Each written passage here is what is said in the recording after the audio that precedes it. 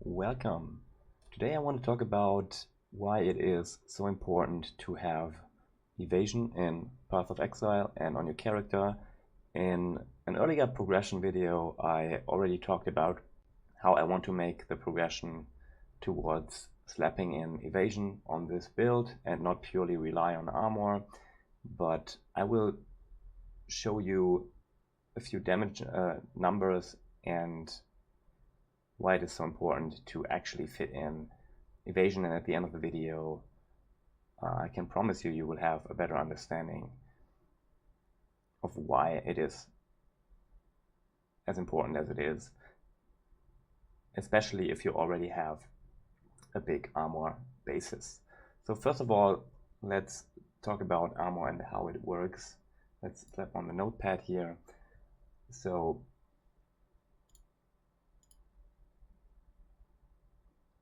the TLDR is, if you don't want to watch the whole video, the damage reduction that you can get from armor is capped at 90%. So there is other mitigations, but you can still always slap on evasion. That doesn't really matter at all. And the fact is, if we hit 90% cap, we cannot mitigate any further with armor. In general, like super big hits will almost always hit us for a higher amount. It will not be mitigated by 90%, but I come back to that later. And evasion is the easiest way to get better mitigation. Like, I think by far against hits, I mean, we have spell suppress for spells, but against hits, if you want to have further mitigation, especially for mapping, it is really, really simple to get some kind of evasion rating, as I did on my body armor, for example, and slap on a Jade Flask, as I did, and hit really, really good mitigation numbers. So how exactly does it work, or how exactly can you think about this problem? So if we have enough mitigation to mitigate 90% with armor, and we get hit for 100 damage, so we will simplify here, we just get hit by 100 enemies, because with evasion we're talking about chance of getting hit, right? So we will average out 100 enemies, and we'll just assume that we will get the average hits in every time when we calculate. This is the way you should do it. So there's no physical damage in this calculation, and no other kind of damage or mitigation, because it does not really matter for the pure underlying basis of how this works. So with armor only, we would get hit by 10 damage. 10 damage times 100 would be 1000 damage. So we would always get hit by 1000 damage. We have no other, we have other mitigation, but we have no evade chance, so we will always get hit. So if we add evasion and get the numbers up to like 50%, which is indeed pretty easy to do, as you can see on my character sheet, I'm at 59% and I only have 12k evasion. And this is for tier 16 maps.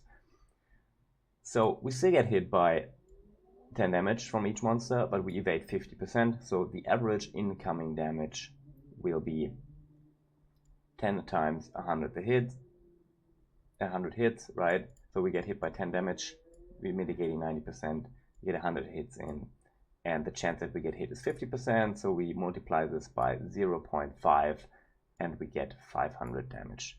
So effectively, by slapping on a little bit of evasion, we reduced the incoming damage by 50%. Yes, you heard that right, we get 50% less damage if we mapping.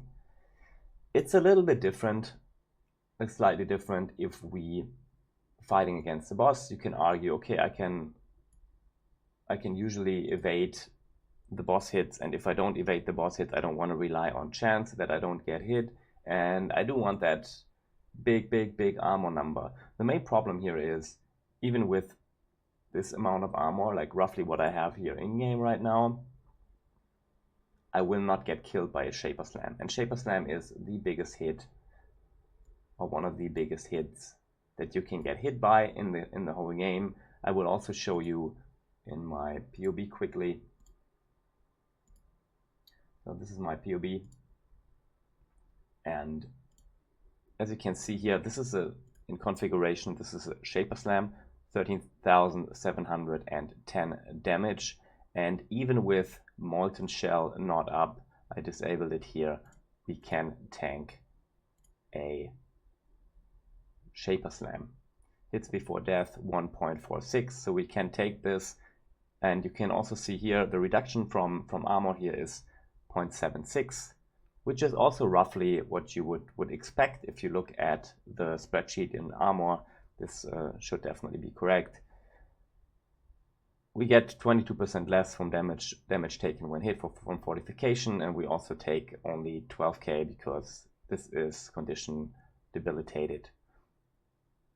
But yeah, as you can see, we can take a Shaper Slam, and with Molten Shell up, this is going up tremendously, and we will not always have this amount of mitigation. So one last thing I want to show you is how Armour and Evasion actually work and how they scale. They do have logarithmic scaling. Where's my Chrome? Yeah.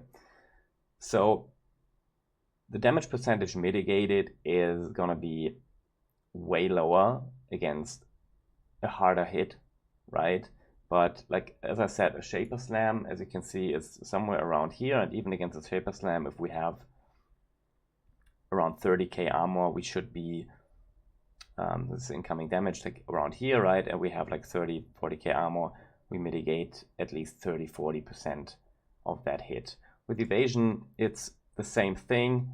The more accuracy a monster has, this is tier 16, so we're getting into a very healthy range. If we have around 10 to 15k evasion, then we already mitigate 54%. And as you can see, like the further you go up here, the harder it is to hit higher numbers.